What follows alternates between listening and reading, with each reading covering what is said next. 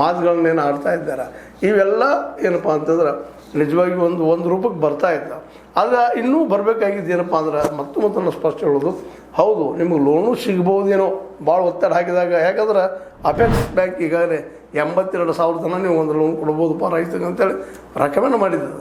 1 lakh mostly DCS bank ಒಪ್ಕೊಳ್ಬಹುದು. ಅದು ಹೋರಾಟ ಮಾಡಿದಾಗ ಸುಮ್ಮನೆ ಕೊಡ್ಲಿಕ್ಕೆ ಸಾಧ್ಯ ಇಲ್ಲ, ಅದು ನಮ್ಗೆ ಗೊತ್ತದ. ಯಾಕಪ್ಪ ಅಂತಂದ್ರೆ ಯಾವ ತಾಯಿ ಮಗುವಿಗೆ ಹಸುವಾಗಿದ್ದು ಗೊತ್ತಾಗಬೇಕಾದ್ರೆ ಅಳಬೇಕು.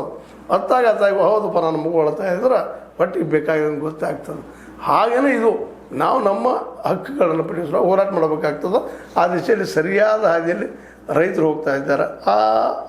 ಹೋಗ್ತಿರೋದು ಹಾದಿಯಲ್ಲಿ ಕೆಲವು ರಾಜಕೀಯ ಶಕ್ತಿಗಳು ಬಂದು ತಮಗೂ ಎಷ್ಟು ಲಾಭ ಬೇಕಪ್ಪ ಅಂತ ತೊಗೊಳ್ಳೋಂಥ ಕೆಲಸ ಮಾಡ್ತಾ ಇರ್ತವೆ.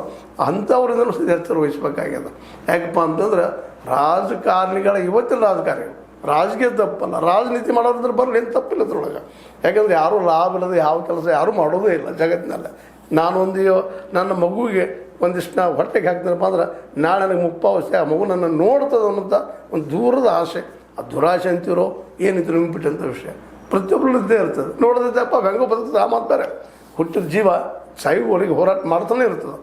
ಅವ್ರು ನೋಡ್ತಾರಂತಲ್ಲ, ನೋಡಲೇನು ಅಪೇಕ್ಷೆ ಇರ್ತದೆ. ಹಂಗೆ ರೈತರಿಗೂ ಸಹಿತ ಅಪೇಕ್ಷೆ ಅದ, ರಾಜಕಾರಣಿಗೂ ಸಹಿತ ಅಪೇಕ್ಷೆಗಳಿದ್ದಾವೆ. ಆ ಅಪೇಕ್ಷೆ ಒಂದು ಕಡೆ ಇರಲಿ.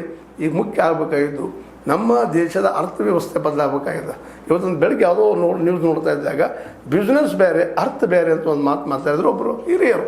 ಆ ಮಾತನ್ನು ಅಭ್ಯಾಸ ಮಾಡಿದಾಗ ವಿಚಾರ ಮಾಡಿದಾಗ ಹೌದಲ್ಲ, ಬಿಸ್ನೆಸ್ ಅಂದರೆ ಲಾಭಕ್ಕಾಗಿ ಮಾಡ್ತಾ ಇರ್ತೀವಿ, ಅರ್ಥವ್ಯವಸ್ಥೆ ಅಂದರೆ ಎಲ್ಲರೂ ಬದುಕಾಗಿ ಮಾಡ್ತಾ ಇರ್ತೀವಿ ಏನೋ ಅನ್ನುವಂಥ ವಿಚಾರ ಬಂದು ಇನ್ನೂ ಚಿಂತನೆ ಮಾಡೋಣಪ್ಪ ಮುಂದೆ ಅಂತ ಹೇಳಿದೆ.